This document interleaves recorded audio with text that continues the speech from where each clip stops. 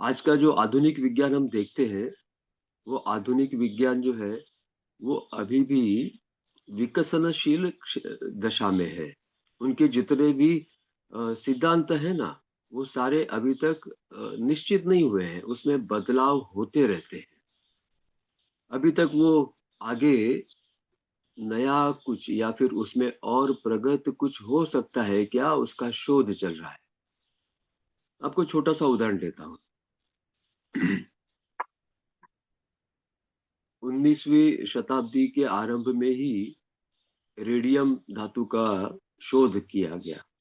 वो शोध करने वाले थे मेरी क्यूरी और उनके पति पीटर क्यूरी। 1903 में इस रेडियम के शोध के सिद्धांत के ऊपर 1903 में उनको नोबेल प्राइज मिला, दोनों को भी। और कुछ वर्षों के बाद मेरी क्यूरी के पति पीटर क्यूरी, उनका देहांत हो गया। लेकिन मेरी मेरी क्यूरी ने अपना जो रिसर्च का काम था, शोध का काम था, वो आगे जारी रखा। तो उनको ध्यान में आया कि हमने पहले जो सिद्धांत रखे हैं, वो सही नहीं है, उसमें और कुछ जोड़ना पड़ेगा। तो उन्होंने और कुछ नई बातें जोड़ी, जिसके कारण उनको अकेले को 1911 में नोबेल प्राइज मिला, उसी विषय के लिए। उनके देहांत के बाद उनकी बेटी जूलियो क्यूरी और उनके दामाद, इन्होंने रिसर्च आगे रखा, शोध कार्य आगे किया।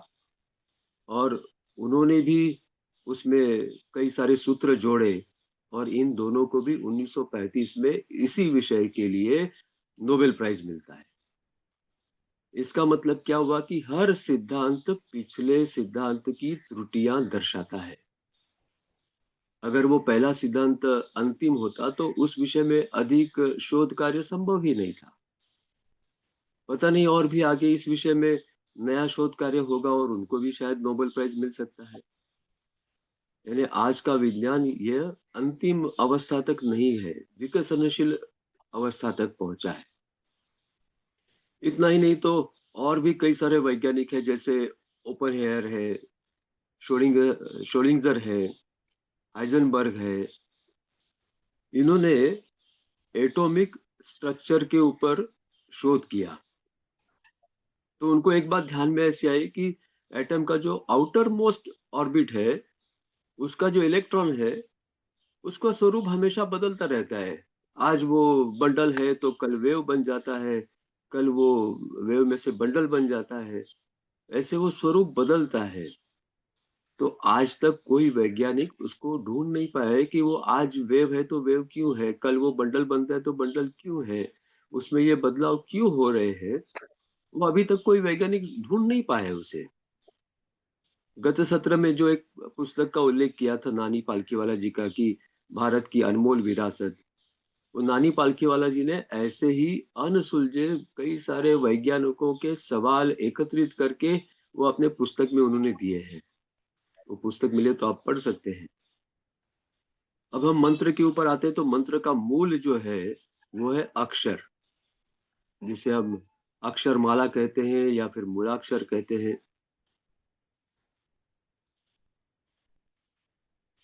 आज की जो अपने भाषा की जो व्याख्या की है, वो भाषा किसके लिए?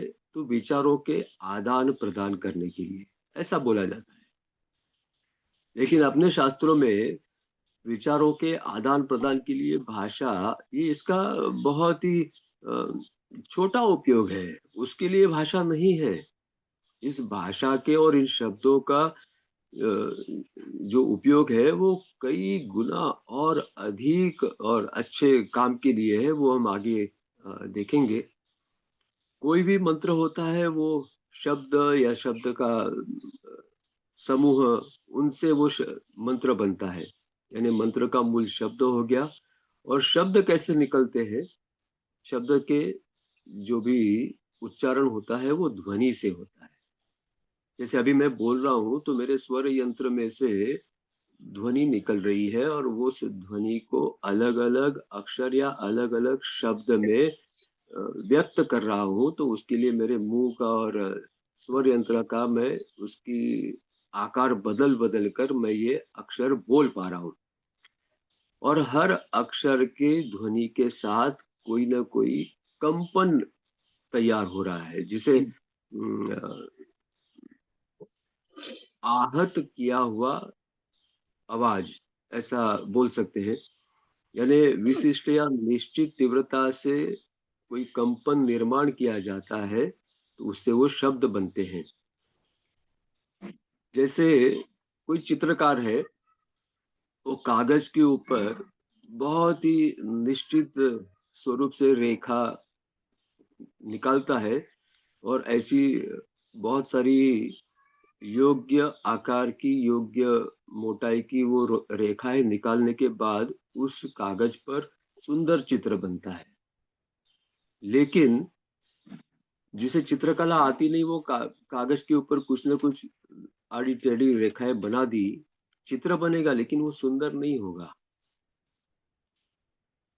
इसलिए मंत्रों का उच्चार करते समय शब्दों का उच्चार उसके कॉम्बिनेशन में, सही कॉम्बिनेशन में अगर वो उच्चार करते हैं तो उसके परिणाम दिखते हैं। बचपन में एक कहानी सुनी थी। एक चर्च में प्रार्थना चल रही थी, तो वो जो पोप पोप नहीं कहेंगे उसको, फादर कहेंगे, वहां के जो होते प्रीस्ट, वो प्रार्थना बोल रहे थे। तो एक छोटा बच्चा, एक 4-5 वर्ष का, वो भी वहां खड़ा था। वो भी प्रार्थना की मुद्रा में था, और वो कुछ मुंह से बोल रहा है धीरे धीमी आवाज में। तो वहां के प्रीस्ट को लगा कि ये छोटा बच्चा, इसको कौन सी प्रार्थना याद होगी। तो प्रार्थना समाप्ति के बाद वो बच्चे को पूछते हैं कि मैंने देखा कि प्रार्थना चल रही थी, तुम भी कुछ बोल रहे थे, तो आपको कौन सी प्रार्थना आती है। तो वो छोटा बच्चा कहता है कि मुझे कोई प्रार्थना नहीं आती है। तो फिर आप बोल क्या रहे थे। तो उस बच्चे ने कहा कि मैं एबीसीडी बोल रहा था, जेड तक, ऐसे बार बार उसको बोल रहा था। क्यों। तो बोले आपकी जो भी प्रार्थना है उसमें ए टू जेड के बीच में ही अक्षर है, जितने हैं वही होंगे।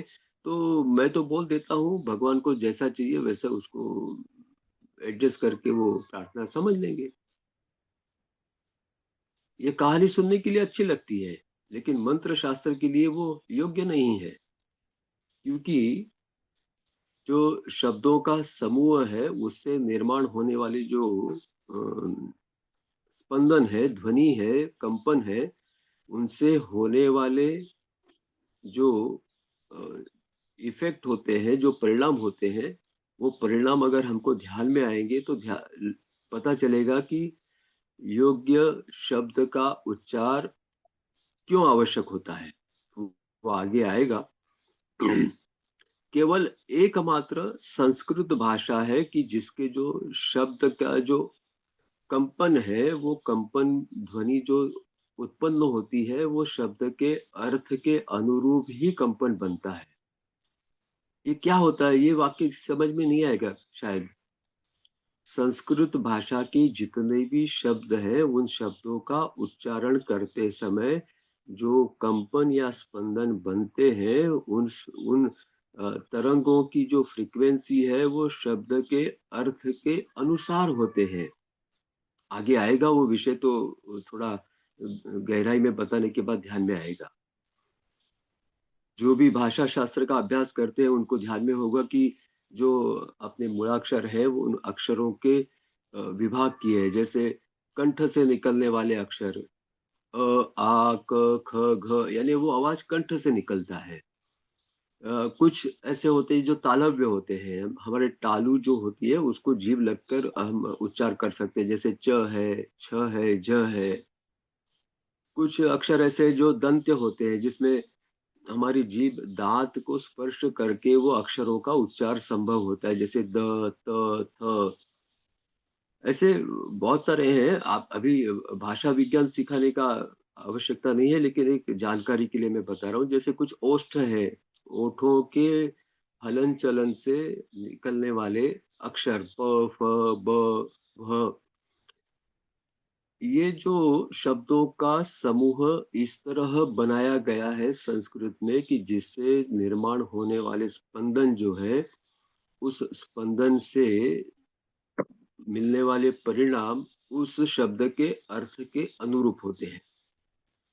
इसलिए अपने परंपरा से अपने समाज में जो बच्चों के नाम रखे जाते हैं ना, वो नाम भी भगवान के नाम से या फिर किसी अच्छा अर्थ निकलता हो, ऐसे अक्षरों से नाम रखे जाते हैं।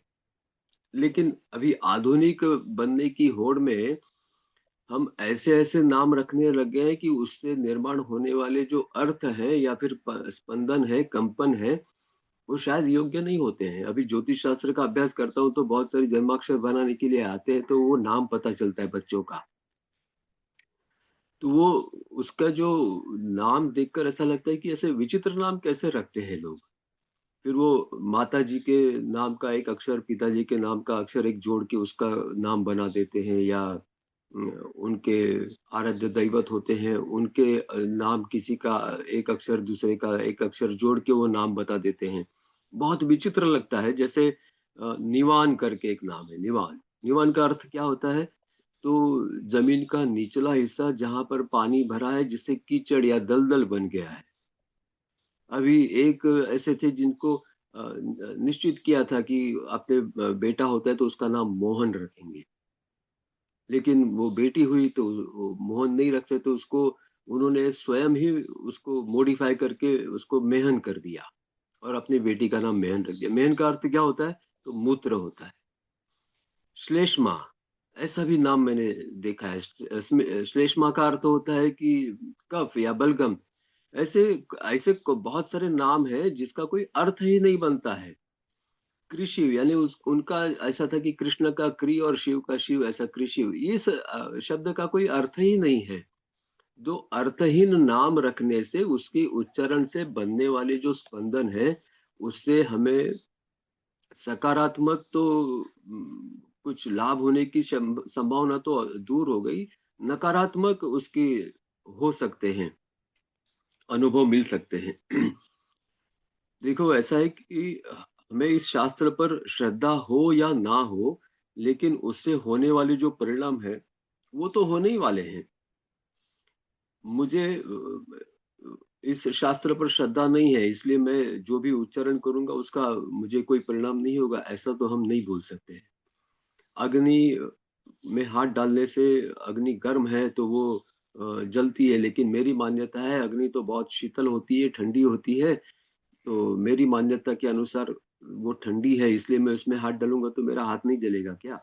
उसमें मेरी मान्यताएँ क्या है वो कोई मायने नहीं रखती है। जो सृष्टि का विज्ञान है वो उसका फल तो मिलता ही है। तो गलत उच्चारण करने की जो उसके दुष्परिणाम है वो भी हमें भुगतने पड़ते हैं।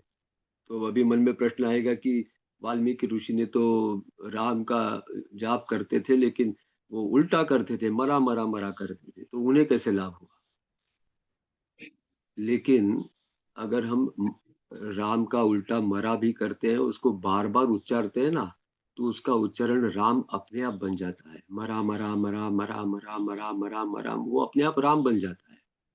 तो वो उल्टा होने के बाद भी वो सीधा हो जाता है, उसके फल भी वैसे सीधे मिल सकते हैं।